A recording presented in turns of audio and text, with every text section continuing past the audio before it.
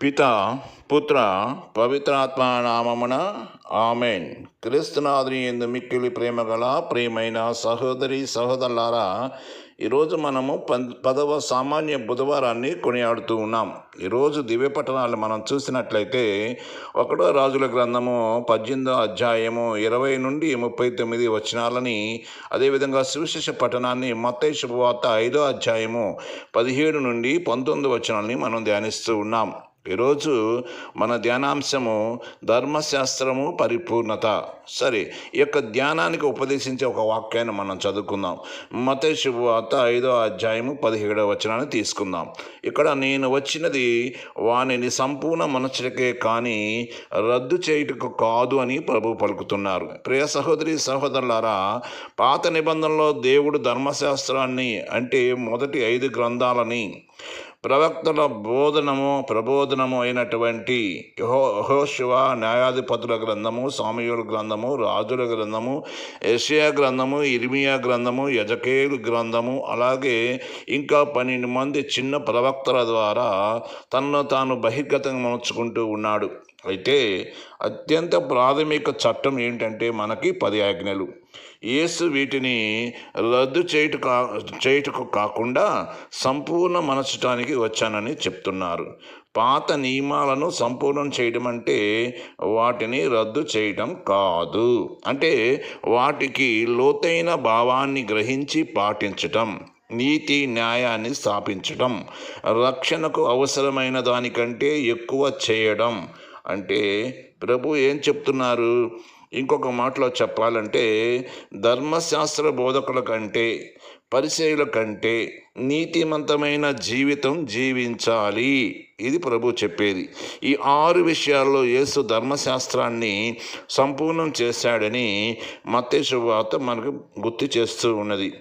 ఈరోజు మనము హత్య, వ్యభిచారము, విడాకులు, మరి ప్రమాణములు, ప్రతీకారము, శత్రువులని ద్వేషించడం, ఇలాంటి కొన్ని విషయాల్లో మనం జాగ్రత్తగా ఉండాలి. అలాగే కొత్త నియమం ప్రకారం హత్య మాత్రమే కాదు, ఇతరులపై కోపాన్ని, పరులపై తీర్పును కూడా మనం నివారించాలి. ఇతరులతో సఖ్యత పడాలి. వ్యభిచారం మాత్రమే కాదు, కామేచ్ఛ చూపుతో కూడా మనం నివారించాలి. మనం వ్యభిచారం చేస్తేనే పాపం అని అంటున్నాం, కానీ ఈరోజు కామంతో చూసినటువంటి చూపు కూడా మనల్ని వ్యభిచారంగానే భావిస్తుంది. కాబట్టి విడాకులు ఉండకూడదు అని ప్రభు చెప్తున్నారు. ఒట్టు పెట్టకూడదని చెప్తున్నారు. శత్రువులను ప్రేమించాలని చెప్తున్నారు. మూలధర్మానికి కట్టుబడి ఉండాలని ప్రభు చెప్తున్నారు. ఇతరులు మీకేమి చేయమని మీరు కోరుకుంటారో దానిని మీరు ఇతరులకు చేయుడు. ఇది మోసే ధర్మశాస్త్రము, ప్రవక్తల ప్రబోధమని మత్తయి శుభవార్త 7వ అధ్యాయము 12వ వచనంలో చెప్తున్నారు. అంటే దైవ ప్రేమే సోదర ప్రేమ అనే ఒక గొప్ప ఆజ్ఞని, నూతన నిబంధనమును మనకు దేవుడిస్తున్నాడు. కాబట్టి దేవుడు మన హృదయాలలో రాశారు అని ఇర్మియా ప్రవక్త 31వ అధ్యాయం 33వ వచనంలో చెప్తున్నారు. ఇది అనంతమైన ప్రేమ, అంటే షరతులు లేనటువంటి ప్రేమ, పవిత్రమైన పరిశుద్ధమైన ప్రేమ. ఇదే నీతిమంతమైన జీవితం అని ప్రభు మనకి గుర్తు చేస్తున్నాడు. ఇదే ధర్మశాస్త్రాన్ని, ప్రవక్తల ప్రబోధాన్ని పరిపూర్ణం చేయడం అంటే.